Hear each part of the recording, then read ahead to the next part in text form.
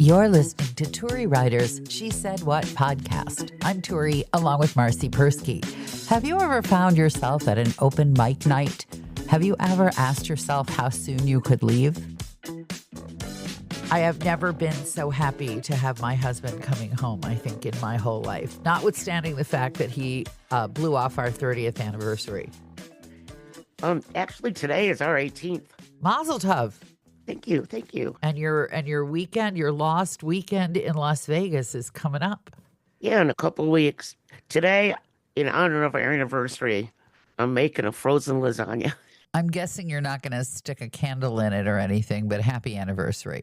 Question. When you go to an open anything, like an open mic for comedy, do you ever feel like you should be kinder in your mind to the performers than you are? No.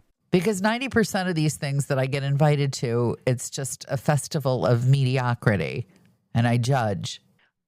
Well, are you paying to get in? No, well, yeah, you do. Because are? they pass the hat, and it's at a bar, so you have to buy a drink.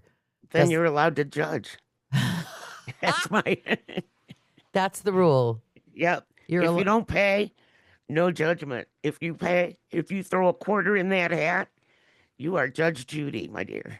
Okay. All right. Because the open mic comedy thing was just what I wanted to open was a vein. Last night I went to, and it was really great. It was like a women's voices writing thing. And the woman we went to hear is always magnificent. She's just truly, truly, truly magnificent. And when you hear her work, you feel like you're going to look at the world in a slightly different way. Plus, she's hilarious. So it's this perfect alchemy of serious artistic observation of the world and hilarious observation of the world. For example, the prompt for this week was to write about lake, any kind of lake. And she looks out on Lake Michigan from her apartment. And so she talked about the colors of the lake, that it was like the whole color swatch that you would get at the paint store and then some, not the little cheater popular color swatch. And she went on a little about that, and it was lovely because she had great names for all the colors. But then she talked about the megaphone that they have at night that says, "Attention swimmers, the beach is now closed," and how she wants to say, "Attention swimmers, the beach is wide open. Come do your..." And it's true, because you always hear them say the beach is closed, and you're looking at the beach going, no, it's still there. It's definitely still there.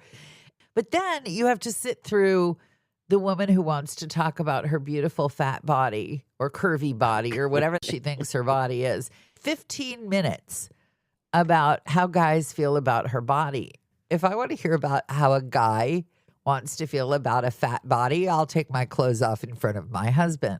Exactly. I don't need to sit. And then, of course, the other thing is you want to go, okay, well, why don't you take your clothes off so we can judge for ourselves if that's really what you want. I didn't know what she wanted. I really didn't know.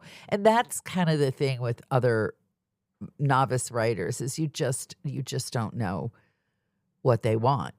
I guess they want you to say their writing is good, which, like, why don't you just stand up there and say, I'm going to spare you my writing and you'll just tell me it was good and we'll be even Steven, then we can go on from there. But no. Well, there are people that actually really think that their crap is good. Could you tell me more about those people? Because I'm at a loss to why those people do those things and think their crap is good. Because everybody's brain is different, I guess. And what's funny to me may not be funny to my imaginary neighbor, since we don't have any. But I mean, it's all, it's all very subjective, objective, whatever objective you want to call it. Oh, I blame their mothers in society. See, you're just way, way kinder. Well, I don't know. We were watching comics the other night. Yeah. Because we do that. And some guy came on. I can't even tell you his name. We watched him for like maybe 7 minutes. Yeah. And I looked at Frankie and he looked at me. I said, is this guy funny? And Frankie said, not at all. And so we like turned him off. But this guy had an whole audience laughing at what he was saying, and it wasn't funny to me at all. Oh, that's the other thing, the audience of comedy. There are always one or two people in the audience who you can tell are like to prime the pump for their friend. And Yeah. so they have these uproarious and obnoxious guffaws as if we're going to be fooled. I want to turn around and go, why don't you just laugh quietly if it's all that funny to you? Why do I have to hear you tell me to laugh by going, ah? Well, there are a lot of things that go into what certain people think is funny. Like, I spent a long time of my career in a wire service newsroom with 100 other people at any given time, and there was a lot of dark humor that I will still, to this day, laugh my butt off to. But somebody who hasn't worked in that kind of an atmosphere may fail to see the humor, if that makes sense. Yes. Well, and it's a wonder that there are any stand-up comics at all. Well, I think everybody has something unique, but it's whether it registers with you or registers with somebody else. It's like music. Okay, Comedy's like music. So no more open mic nights because I'd rather have it pre-sifted. If I go to hear a reading, I'm going to hear a reading by person X. Does this make any sense at all? Kind of, sort of, not really. Oh, it's the same reason I don't like improv. It's the same reason I can't stand improv. Buy $100 ticket. Fine. To go see the person that you love Yes. instead of passing a hat. Yes. Then you can demand not to see any Good. trash on that bill. What was that commercial where guy used to say, "I guarantee it." I want that. Yeah. Every mattress commercial, every car commercial. I guarantee it. I want my comedy. I guarantee it. I hate it when they say, "Oh, we booked and even if they name a famous company's improv troupe, I don't care. I want an editor in place to guarantee me that the crap has been weeded out." So you go to buy clothes, all right? You don't want well, I guess men's suits, they have to hem them. Everybody understands it. But women in general, if you go to a department store or a TJ Maxx or a thrift store, the thing you try on is the thing you're going to get. It's not expected that you will take it home and, sew on all the buttons. Right. Maybe one button if you buy it at the thrift store where I shop. But you get the idea. I get it. You're talking to the person who reads the ends of books before they start at the beginning. That's a form of pre-sifting. It is pre-sifting, I guess. Because if I don't like the ending, then I you don't won't read the book. That's right. Okay. You think you're so special. You think that any old book. No. You're just like me. You want it guaranteed. Yeah, I guess.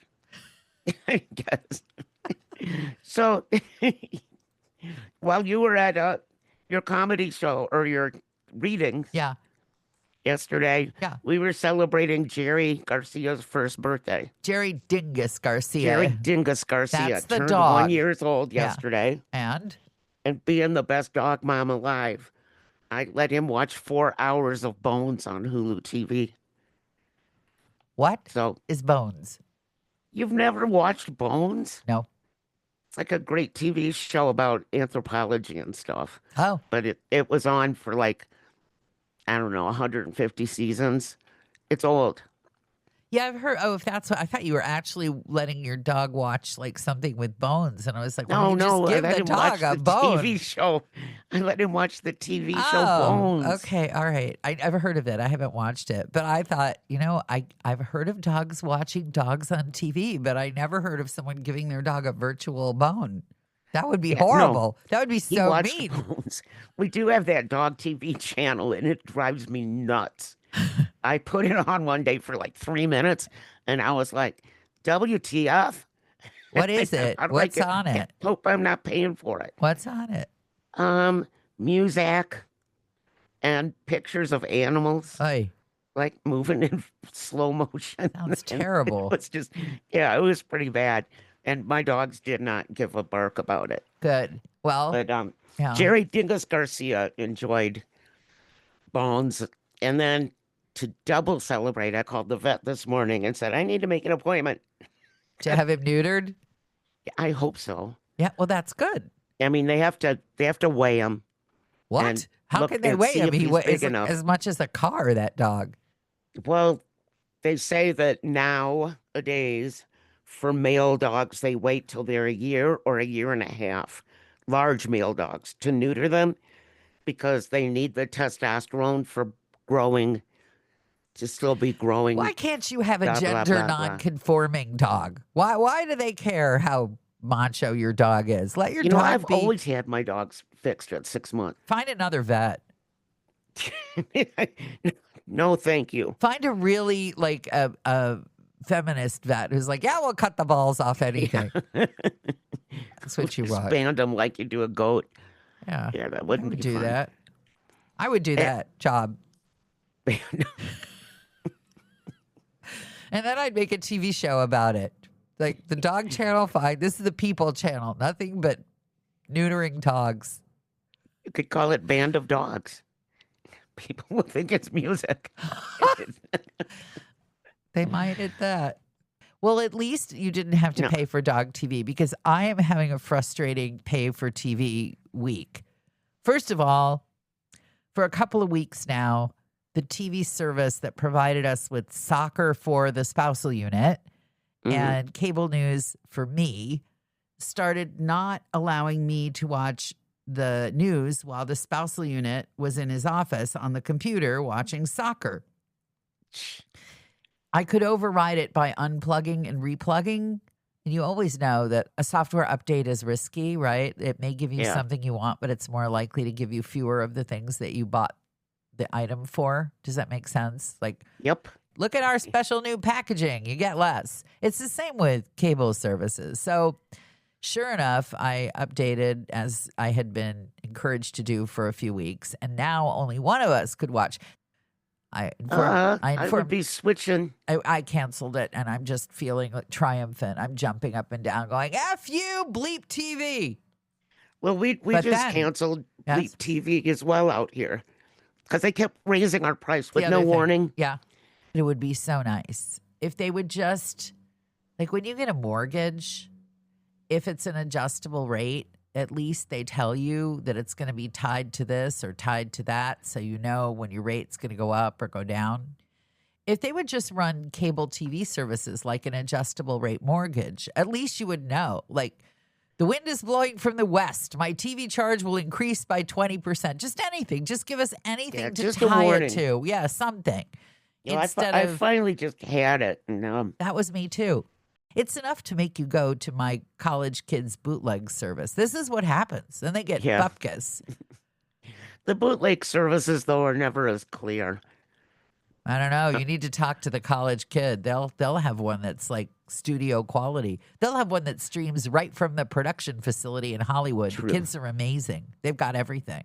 Well, The- we're just hoping that because now we are going to be dependent on our highly efficient internet wireless stream from the top of the mountain to keep our TV running. So we'll see what happens. Well, fingers crossed. And again, we don't want a crystal ball. We know you can't tell us that the thing we paid $40 a month for is going to be $90 a month in 1.6 years.